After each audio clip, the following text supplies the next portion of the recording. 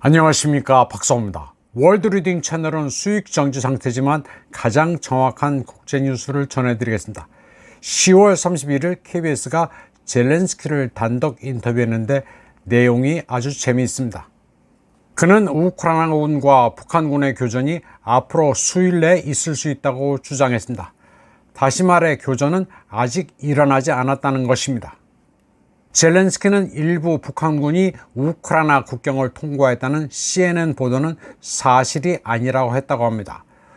관계자들에 따르면 이미 소수의 북한 군대가 우크라이나 내부에 있다는 CNN 보도가 오보라는 것입니다. 그는 북한군은 아직 전투에 참여하지 않았으며 쿠르스크에서 전투 대기 중이라고 합니다. 아울러 최근 북한군이 첫 교전을 벌여 전사자가 나왔다는 보도도 사실이 아니라고 말했습니다.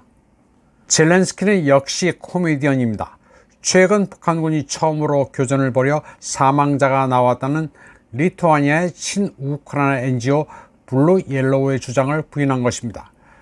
리투아니아 NGO가 지원하는 우크라이나 부대와 북한군이 10월 25일 조후에 북한 군대가 한 명 빼고 모두 전멸했다는 뉴스가 사실이 아니라는 것입니다. 생존한 북한군 한 명이 브리아트인 신분증을 가지고 있었다고 했는데 젤렌스키 말에 따르면 이 또한 가짜 뉴스입니다. 한국 매체들은 이 뉴스의 사실 확인을 할 수 없다면서도 대대적으로 보도했습니다.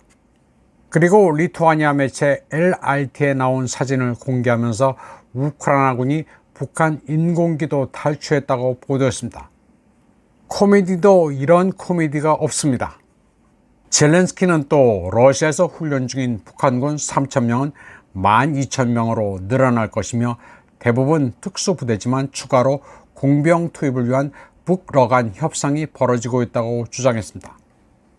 그는 또 북한군을 포로로 잡으면 러시아와 포로 교환을 할 것이며 한국에 보내지는 않을 방침이라고 합니다.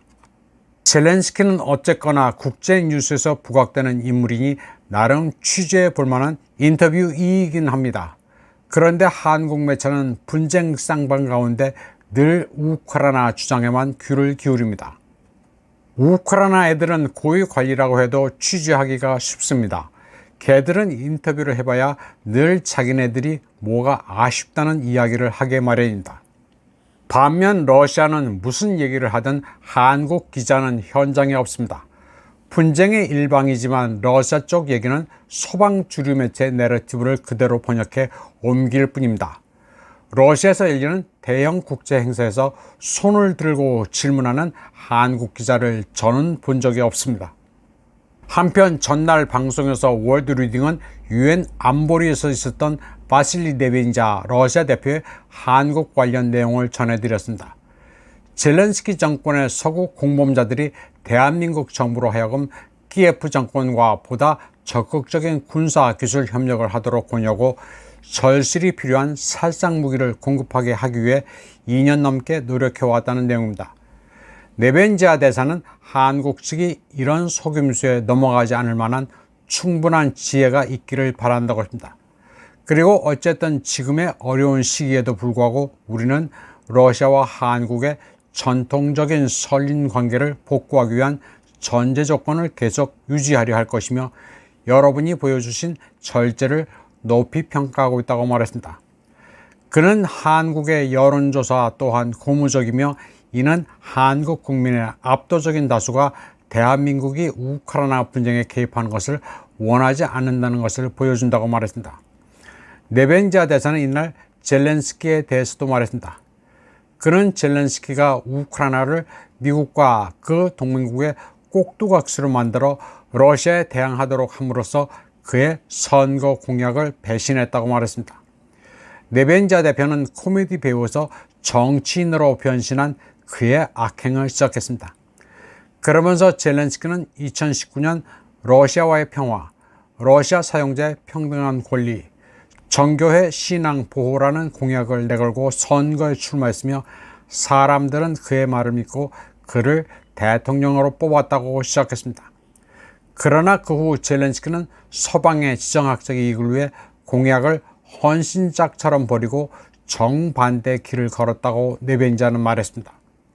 젤렌스키는 그냥 사기꾼입니다.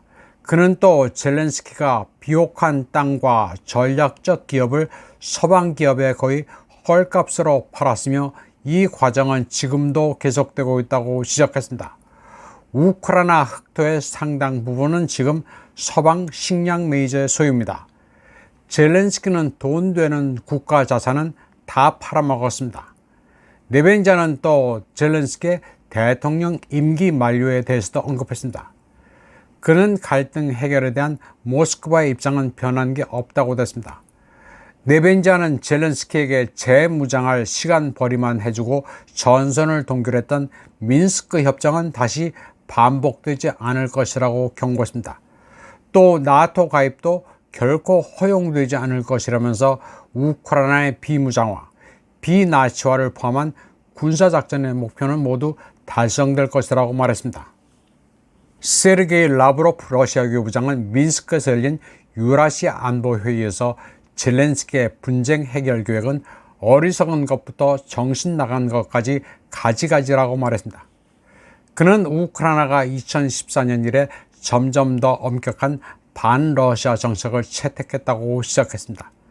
학교를 포함한 모든 공공생활 영역에서 러시아어 사용을 금지했으며 최근에는 모스크바와 교회법적 관계가 있는 우크라이나 정교회를 불법화했다고 말했습니다.